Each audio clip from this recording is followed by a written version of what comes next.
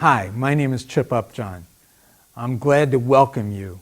I'm very excited to share with you this course, Engaging the Power of God's People in Your Church.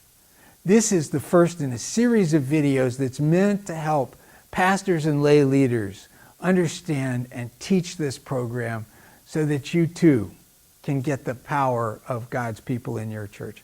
The purpose of this whole series is to enable pastors and lay leaders to empower their church members to use their spiritual gifts as a part of teams to achieve God's vision for your church. This is all based on godly principles. Much of it will sound familiar to you. We have organized it in a way to make it very effective. We will introduce to you one business tool that has been very effective for me in my business career and has been applied in churches. We've taught this course for the last 4 years to pastors, and we've gotten reports back that they have achieved very good results using this material. Now, to give you an overview of the course, what I'd like to do is just take the title apart, Engaging the Power of God's People in Your Church. Let's start with engaging the power. The application of teams is the key to engaging the power of God's people.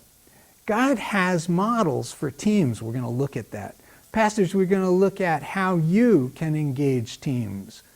We're going to look at Moses and Jethro in the desert, where Jethro came and observed what Moses was doing in the desert and gave him advice, because he said, if you continue to do what you're doing, you'll burn yourself out.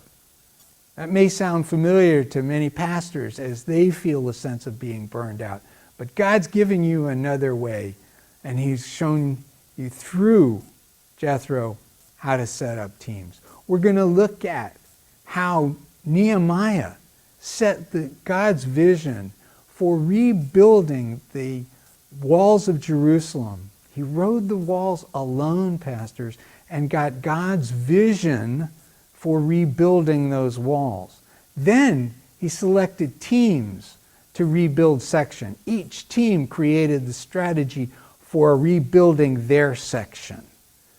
So they created the strategies. The teams created the strategies. Then we're going to look at the application in Acts 6, 1 through 6, where the apostles were confronted with the lack of service that the Hellenistic Jewish widows were receiving. Now, they could have stopped what they were doing, and that would have been a good thing. But it wouldn't have been the best, because it would have taken them away from their very purpose as apostles to pray, preach, and teach. We're going to look at that, because what did they do? They appointed teams of godly men as deacons to do that.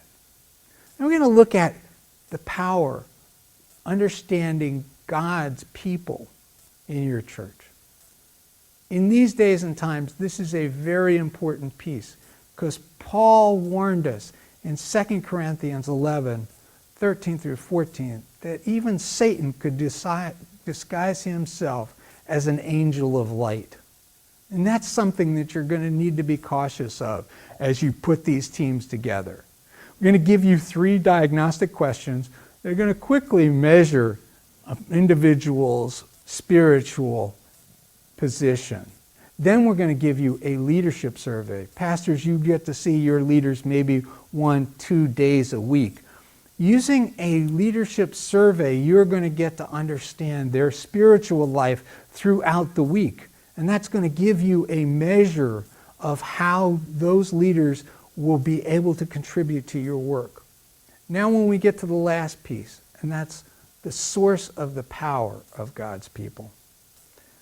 Pastors, that's going to begin with you, because you understanding what your role is as pastor is a critical piece of this. You're going to look at how you are instructed to pray, preach, and teach, and therefore use teams to help you do other pieces. You're going to have leaders and teams that are going to use their God-given personality as well as the gifts of the Holy Spirit in their spiritual gifts to help you achieve your vision. Personality is given to everybody, whether they're a believer or a non-believer. understanding how people need to be treated through their personality will be a key piece for you understanding how to call people to teams. But the true power, the true source in this teaching is really understanding spiritual gifts and the application of spiritual gifts. Spiritual gifts are given to believers at the time of salvation by the Holy Spirit. The purpose of the gift of spiritual gifts is specifically to be able to achieve the work of the church. God gifts each person to be a part of the body, but we're not all the same parts. So there will be 16 gifts that we're looking at. So we're looking at how do we bring to bear all of those. Teams will be the way we'll do it. Now, as we go through this course, I ask you just to keep praying that the understanding of this material will be very useful to you. Thank you. See you in the next series.